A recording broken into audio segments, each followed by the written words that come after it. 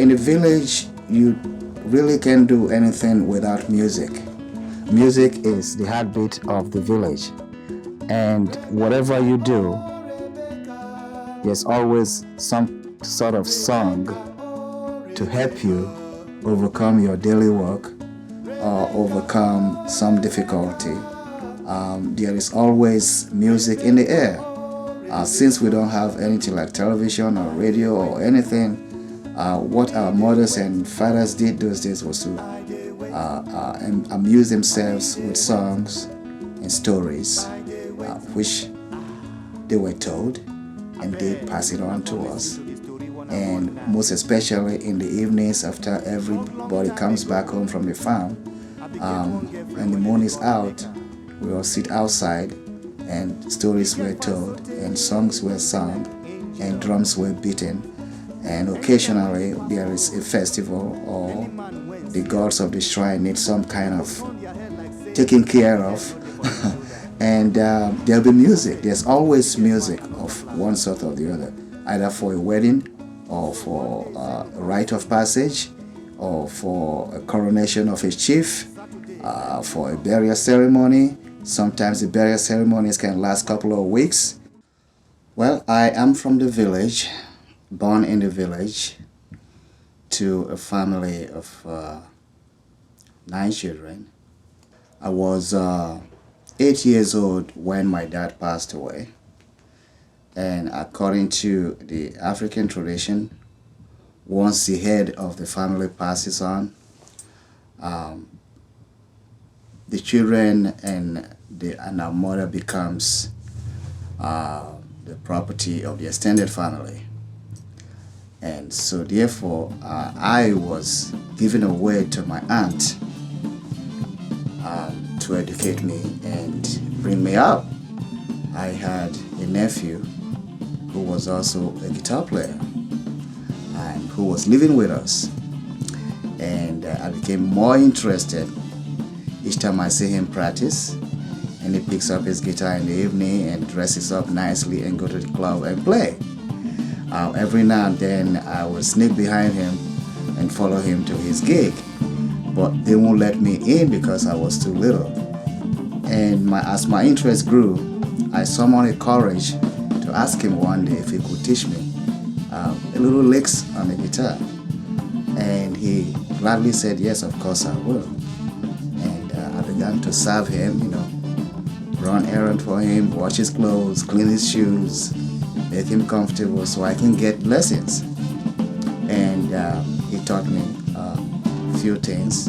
Before I know, I was good enough. In 6 months, I was practicing every day. In 6 months, I was good enough to actually play in his band.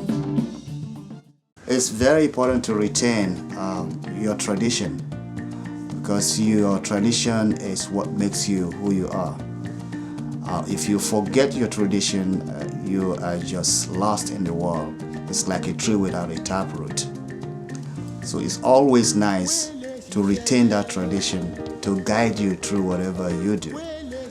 I still retain that root that speaks underneath that I'm an African.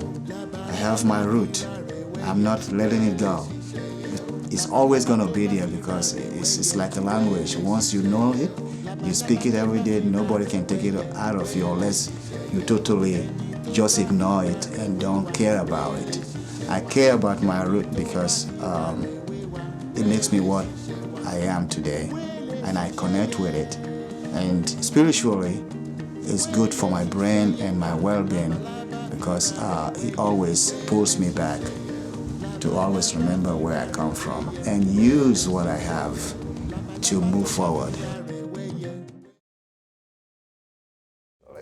This is a cowbell. Cowbell is universally known here.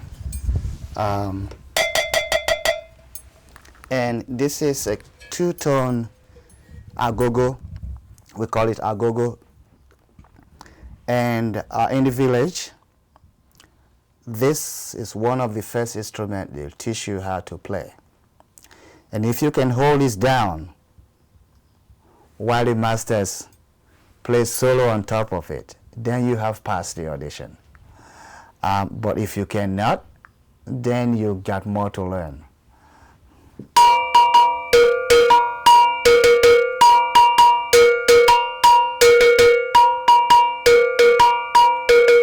And they'll teach you different patterns to play, and you better hold it down when they tell you what to play.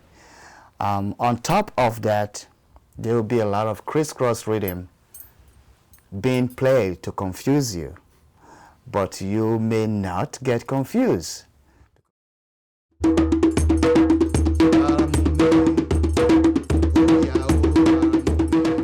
This drum is called Djembe. It's typical of the Francophone countries in West Africa. As you can see, it's a very strong wood carved out. It's a hollow inside. And this is a goat skin, strung with some thread, some really, really hard string. And there is a ring here which connects this ring to this ring, and it pulls on the drum to make it stable. And it can be tuned. You can take all this string up and retune it to get a higher tone or lower the pitch. By taking it. We have shekere here. Of course, most people here are familiar with the shaker, the maracas. Originally, it's a fruit. When you cut it, you scoop the stuff out of it and you dry it, and you make the bead around it. You can play it in different ways. You can play it this way. You can play it this way. Or you can play it this way.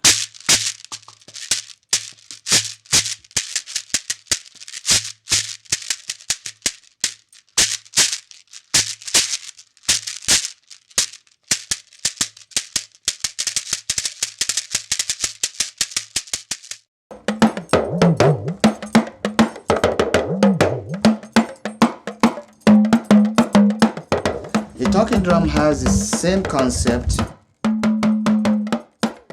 Wood, carved wood, some little hollow inside of it, which we can see because the skin covers both ends. And there are strings tied from one end to the other to hold the skin in place. And what you do to get sound out of the talking drum, you squeeze and you release the tension to get a high pitch or a low pitch. It's a special stick which you will not find here at all. It's only in Africa you can find it. This is a particular tree that grows this particular stick, and it curves, naturally curves like this. The people who are masters of this drum, they have a name. They call them Anyon. See, one thing about percussion instrument, you have to feel it internally. There is an internal clock going on as I play, which makes me grounded. And in doing so, you feel the instrument itself being part of you. And playing it brings out that inner feeling that you feel inside. It runs through your fingers and it runs through your mind, and you're constantly shifting your thoughts. What comes next? How do I make it sweeter? What rhythm will excite the listener? Or what rhythm do I play that will be ideal to accompany the rest of the instrument that is happening? Sometimes it's a call and answer thing. The other instruments are playing, you're listening very carefully, and you are therefore applying what will suit whatever is happening around you. So it's a teamwork. Unless if you're playing by yourself, then you can ad-lib, you can do all sorts of things. But at the same time, your clock is ticking, it's going, and you having fun with the instrument. That's the joy of playing a percussion instrument or any other instrument at all. You have to be glued and married and connected with the instrument.